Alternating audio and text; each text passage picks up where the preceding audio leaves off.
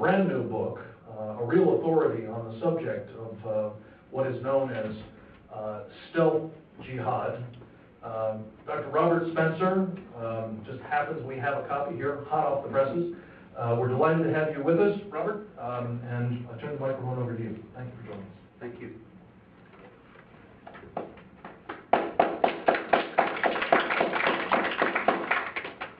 Thank you. I think, first of all, it's noteworthy that one of the leading proponents of Sharia finance and of the spread of Sharia norms in Iraq, in the framing of the Iraqi constitution, as well as the spread of the idea of the acceptability of Sharia in the West, is Noah Feldman, who wrote a very lengthy apologia for Sharia in the New York Times Magazine some time ago, which has been extensively reprinted around the world. And it's one of the most striking things about it is that in all of this very lengthy piece in defense of Sharia and actually recommending Sharia, Noah Feldman actually never mentions how Sharia treats women or non-Muslims. And that is getting to the heart of what is problematic about it, and indeed seditious about it in many ways. The accommodation to the norms of Islamic law that goes under the name of Sharia cannot be separated from the accommodation of Islamic law in general. Sharia financial provisions are not in any sense within Islam juridically or in any other sense separate from or separable from the larger aggregate of Islamic laws. And according to authoritative Islamic jurisprudence, the entirety of the provisions of Sharia that have been dictated by the Islamic holy book, the Quran, and Islamic tradition, the Sunnah, and agreed upon by the scholars of all the principal schools of Islamic law, are all considered the laws of God himself, are not negotiable, are not subject to compromise or to mitigation.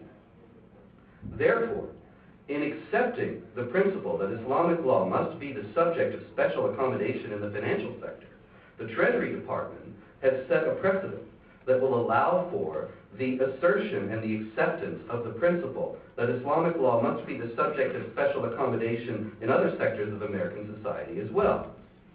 This is an extremely dangerous precedent to set for a large number of reasons.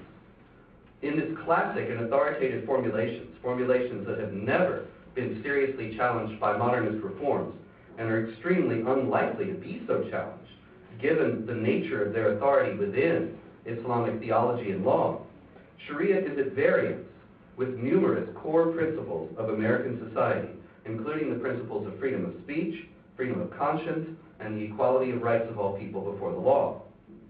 Sharia institutionalizes discrimination against women and non-Muslims.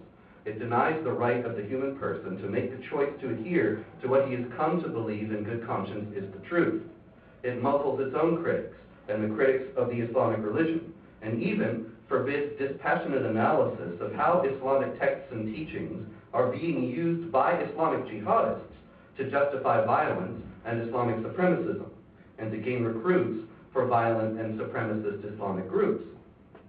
In the words of Maulana Maududi, who is a 20th century Sharia activist and writer, whose writings remain internationally influential among Muslims today and are easily obtained in American Muslim bookstores, Islam wishes to destroy all states and governments anywhere on the face of the earth which are opposed to the ideology and program of Islam, regardless of the country or the nation which rules it.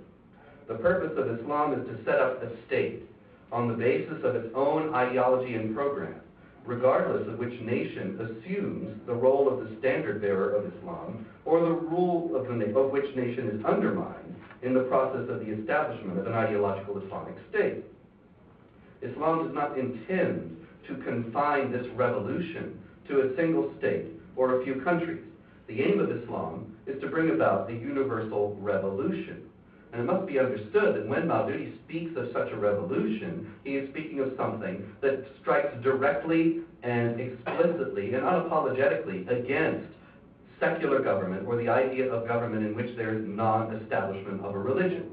He wrote in his commentary on the Quran, on chapter 9, verse 29, which recommends that Muslims must make war even against Jews and Christians and subjugate them under the rule of Islamic law. he wrote that non-Muslims have absolutely no right to wield the reins of power in any part of God's earth. And if they do, the believers are under the obligation to dislodge them from that power by any means possible. This revolution has also come to the United States and is advancing here.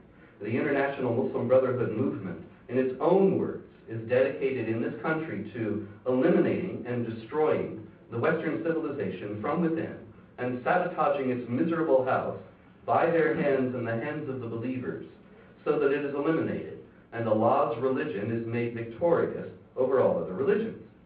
That is a quotation from an explanatory memorandum on the general strategic goal for the Brotherhood in North America, which was an internal Brotherhood document in 1991, a presentation by Muslim Brotherhood operative Muhammad Akram.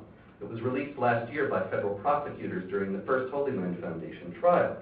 That same memorandum notably lists numerous Islamic groups that are still active in America today and are widely reputed to be moderate Muslim groups as partners in this effort to, in their own words, destroy Western civilization. The listing includes some of the principal advocates and supporters of Sharia finance. Ultimately, the objective here was articulated by Ihsan Bagbi, who is the University of Kentucky professor of Islamic studies, who declared some years ago that ultimately we, that is Muslims, can never be full citizens of this country because there is no way we can be fully committed to the institutions and ideologies of this country. This is the attitude that is only fostered and helped to grow by accommodation to Sharia finance and accommodation to other Sharia norms. The assumption that Islamic law is superior to American law and must one day supplant it.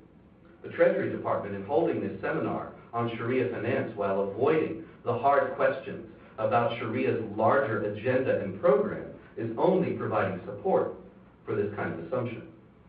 Americans both Muslim and non-Muslim, deserve better. Muslims who are grateful to be in the United States because it has allowed them to escape from the barbarous and draconian provisions of classic Sharia law deserve better. Americans, Muslim and non-Muslim, who saw our nation brutally and gratuitously attacked on September 11, 2001, by adherents of the idea that Islamic law must be imposed over the entire world, they deserve better. Women deserve better. All free people deserve better. The Treasury Department should cancel this session or at least open it up to a larger investigation of what Sharia is and what it means and what Sharia advocates intend to do. And also, above all, work to curb the spread of Sharia finance in our nation's financial institutions. Thank you.